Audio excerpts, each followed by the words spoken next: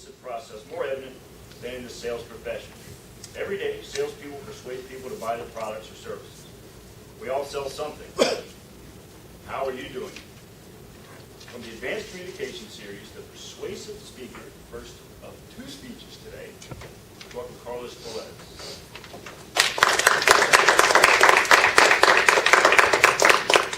We all sell something. It doesn't matter your field. We all are salespeople. And today I have the goal to share with you what is the meaning of being an effective salesperson. Many times we want to be winners, right? We want to be the winning salesperson. But today, we want to be effective, because the objective is not only for you to sell whatever you're selling today, but to have a longer range in your approach and your influence in the life of others. And there's nothing better or more necessary in the sales business than persuasion. Persuasion is the process used to what? To influence the thoughts and actions of others. You and I have heard many times that leadership is what? Influence. For that reason, you can say too, it's the process used to lead the thoughts and actions of others. Sometimes the word persuasion, it has a negative connotation because it's related to manipulation. But here what you're trying to do is to help people to follow, that they can follow a line of thinking, and they can acquire a service or a good that will benefit them.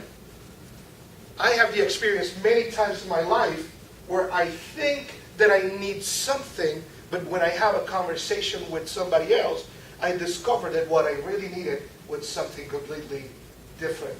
Effective salespeople have the ability to clarify those things for us. And I want to share with you 5 qualities of an effective salesperson. And the first one is very simple. We need to focus in that person we are trying to sell a good or a service. This is our target. Target is not only closing the sale, but to serve this person. Number 2, an effective salesperson possesses good listening skills. Because if you are trying to solve a problem, the first thing you need to know is, what is the problem? And there's nothing worse than dealing with somebody who has a solution that you haven't shared the problem with, okay?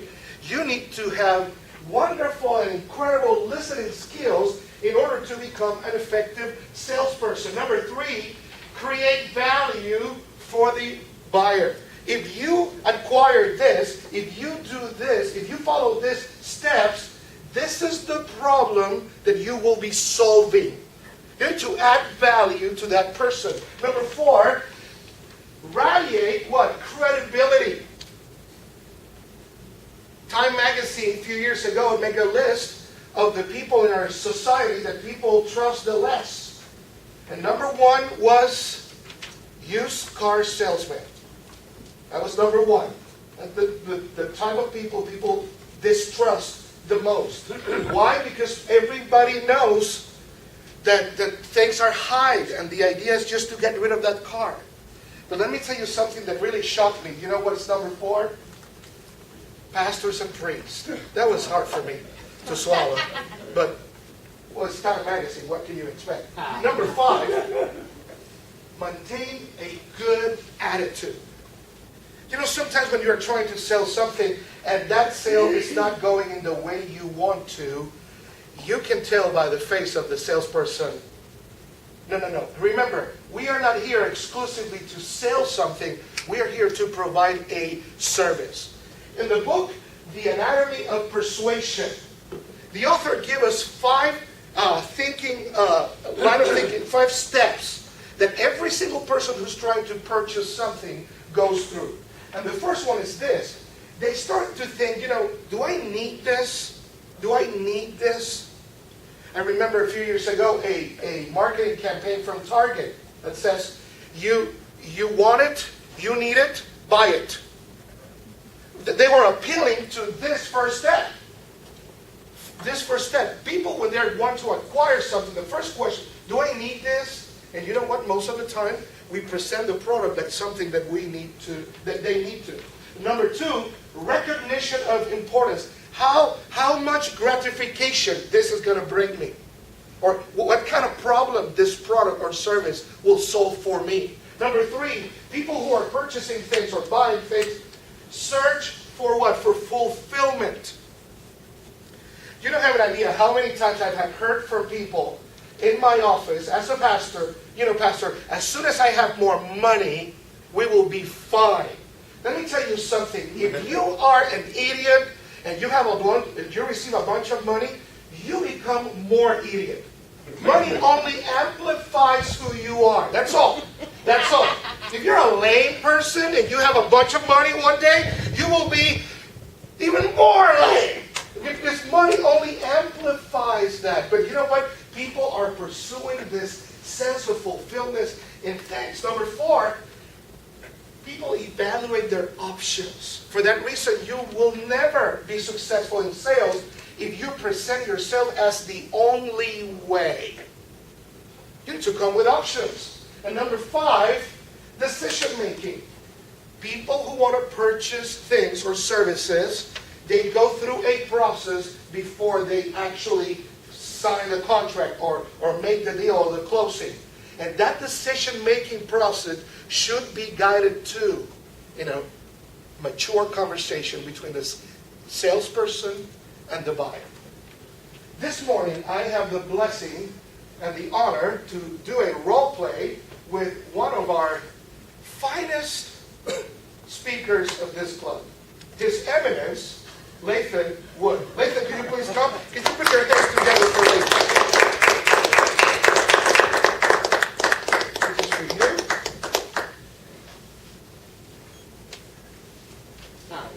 Oh, this is for me. But you love it. Tell me about the socks now. I'm telling you. Intervention. How are you, sir? Very well, sir. How are you? I'm so glad to be here with you. I received your email with all the information you and your wife sent me about your finances and your goals in life. Mr. Wood, can I call you Lathan? Sure. Lathan, you're pretty young.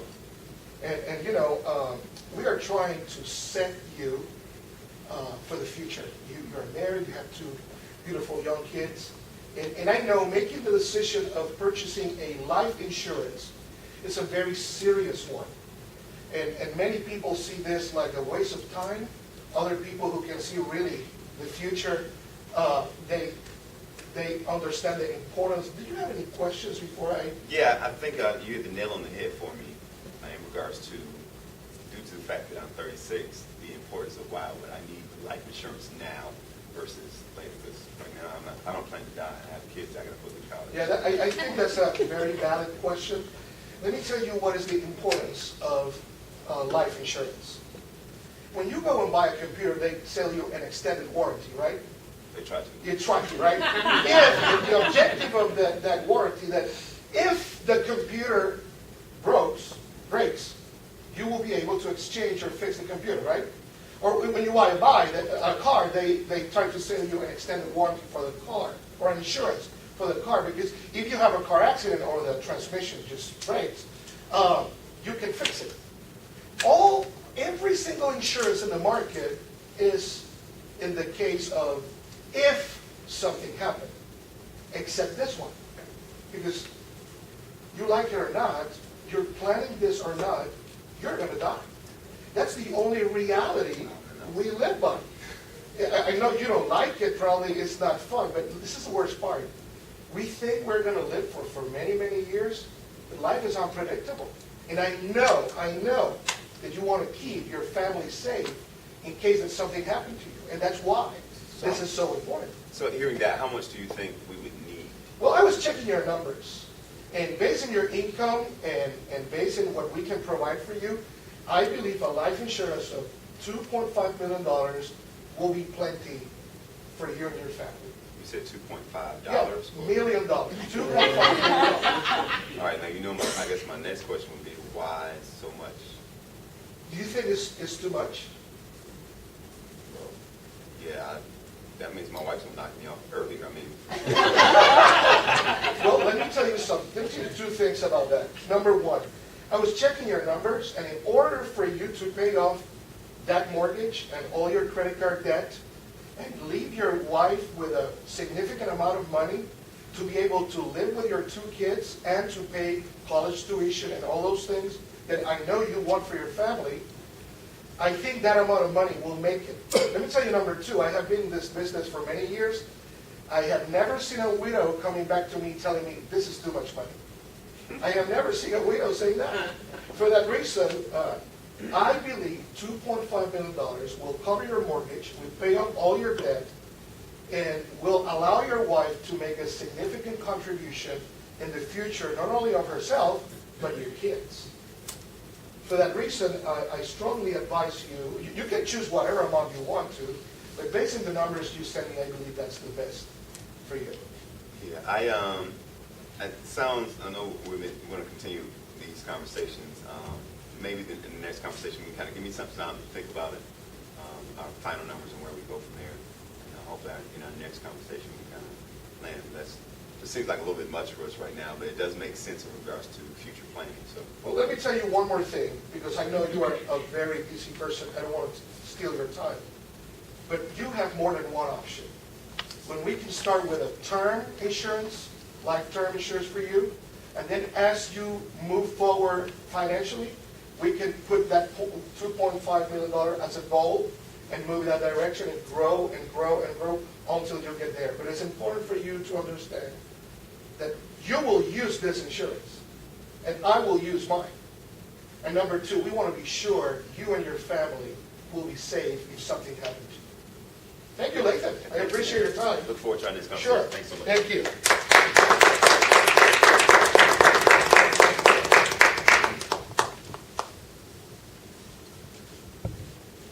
This is the time that I open this 2 to 3 minutes for questions and answers about what we just shared a second ago. Do you have any questions about the effective salesperson?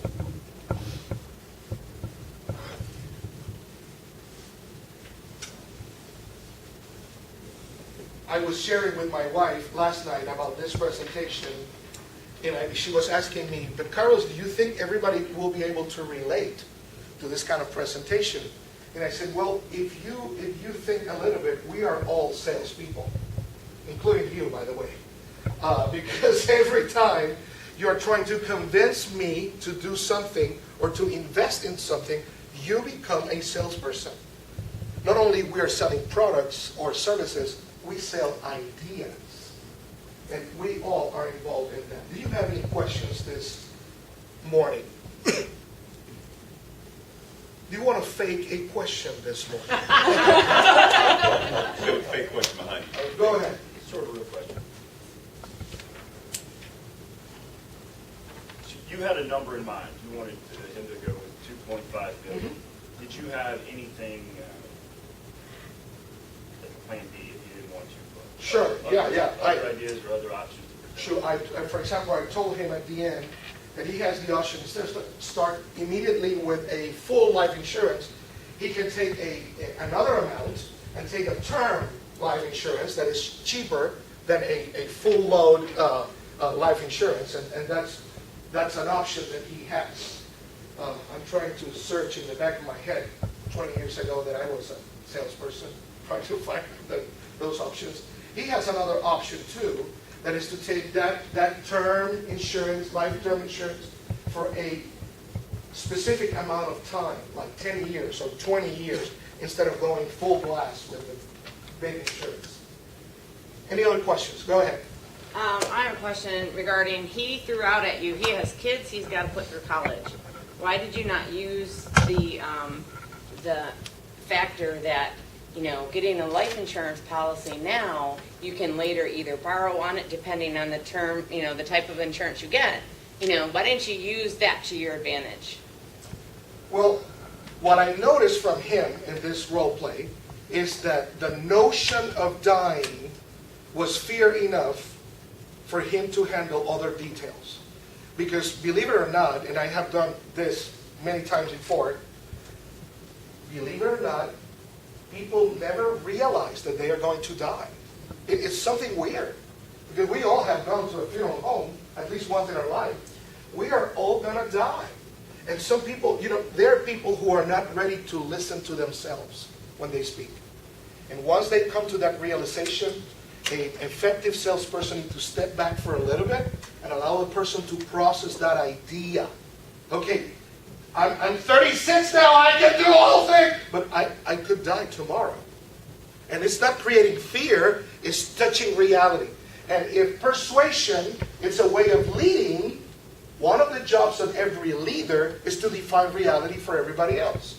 And that's why it's so important that when you deal with this challenging topic for many people, when you notice they are not ready to hear those truths, you need to step back and give them some room instead of bombarding them with information.